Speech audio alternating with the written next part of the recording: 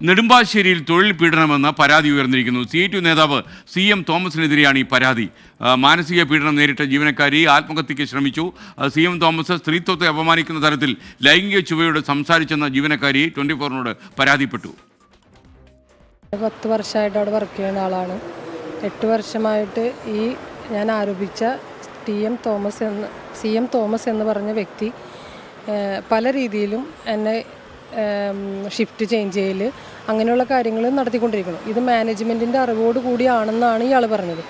അങ്ങനെയാണെങ്കിൽ ആ ഷിഫ്റ്റിലുള്ള എല്ലാവർക്കും ചേഞ്ച് വേണ്ടേ? ഇത് എനിക്ക് മാത്രമാണ്, എന്നെ വ്യക്തിപരമായി മാത്രമാണ് ഇയാൾ ഓരോ ഷിഫ്റ്റും മാറി മാറി ചെയ്തുകൊണ്ടിരിക്കണേ. ഞാൻ പലപ്പോഴും ഇതിനെപ്പറ്റി ചോദിച്ചപ്പോൾ എന്നോട് പറഞ്ഞത് ആ ഷിഫ്റ്റിൽ എഫിഷ്യൻസായ ഒരു സ്റ്റാഫിൻ്റെ ആവശ്യമുണ്ട്, അതുകൊണ്ടാണ് മാറ്റണമെന്നാണ് പറഞ്ഞത്. പേഴ്സണലി എന്നോട് പറയും, നീ എനിക്ക് എന്ന് വിധേയപ്പെടുന്നോ അന്ന് വരേക്കും ഇങ്ങനെ ഷിഫ്റ്റ് ചേഞ്ചിങ് നിന്നെ നടത്തിക്കൊണ്ടിരിക്കും എന്ന് പറയുകയും ഇതിനോടനുബന്ധിച്ച് പല പ്രശ്നങ്ങളും ഉണ്ടായിട്ടുണ്ട്. പലപ്പോഴും റിപ്പോർട്ട് ചെയ്തിട്ടുള്ളതാണ്. എന്നെപ്പോലെ മറ്റുള്ളവർക്കും ഇതിന് അനുഭവങ്ങൾ ഉണ്ടായിട്ടുണ്ട്. എന്തായാലും ഇപ്പോൾ ആരും അത് തുറന്ന് പറയില്ല. ഇത് വഴിയെ ഞാൻ എപ്പോഴെങ്കിലും ഒരു വിജയം കണ്ടു കഴിഞ്ഞാൽ ഈ പറയുന്നവരെല്ലാവരും എനിക്ക് സപ്പോർട്ടീവായിട്ട് വരുമെന്ന് എനിക്ക് നല്ല ഉറപ്പും വിശ്വാസമാണ്.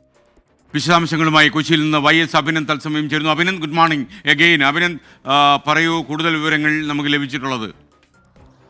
Good morning SK. Ernakulam Nedumbassery വിമാനത്താവളത്തിലാണ് ഇത്തരത്തിലേക്കൊരു ദുരവസ്ഥ ജീവനക്കാരിക്ക് അനുഭവിക്കേണ്ടി വന്നത്.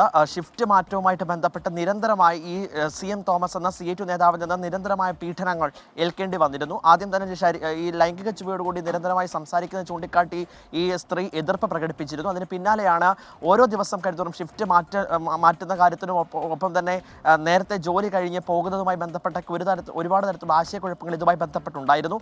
അങ്ങനെയാണ് ആത്മഹത്യയ്ക്ക് ശ്രമിച്ചത്. കഴിഞ്ഞ 30-ാം തീയതിയാണ് ഈ സ്ത്രീ ആത്മഹത്യയ്ക്ക് ശ്രമിച്ചത്. 50 BP ഗുളിക കഴിച്ചിട്ടായിരുന്നു ആത്മഹത്യ ശ്രമമുണ്ടായത്. എന്തായാലും ഉടൻ തന്നെ എറണാകുളം ലിറ്റിൽ ഫ്ലവർ ആശുപത്രിയിൽ എത്തിച്ച് വിദഗ്ധ ചികിത്സയ്ക്ക് ശേഷം മടങ്ങിയെത്തിയതിനു ശേഷമാണ് ഇപ്പോൾ 24-നോട് ഈ സ്ത്രീ പ്രതികരിച്ചത്. നിരന്തരമായ മാനസിക പീഡനങ്ങളാണ് ഓരോ ദിവസം കഴിയുന്തോറും ഏൽക്കേണ്ടി വന്നതെന്നാണ് സ്ത്രീ വ്യക്തമാക്കുന്നത്. എന്തായാലും നെടുമ്പാശ്ശേരി പോലീസ് ഇതുമായി ബന്ധപ്പെട്ട കേസ് രജിസ്റ്റർ ചെയ്തിട്ടുണ്ട്. എറണാകുളം റൂറൽ SP വൈഭവ് സക്സേനയ്ക്ക് രേഖാമൂലം ഇപ്പോൾ പരാതി നൽകിയിട്ടുണ്ട്. പ്രതിപക്ഷ നേതാവ് VD സതീശൻ ഇതുമായി ബന്ധപ്പെട്ട് കൃത്യമായ ഇടപെടൽ ഉണ്ടായിട്ടുണ്ട്. BWFS ഒരു ഏജൻസിയാണ്. BWFS എന്ന് പറഞ്ഞ ഏജൻസിയിലാണ് ഈ ലോഡിംഗ് ആൻഡ് അൺലോഡിംഗ് സെക്ഷനിലെ ജീവനക്കാരിയാണിവർ.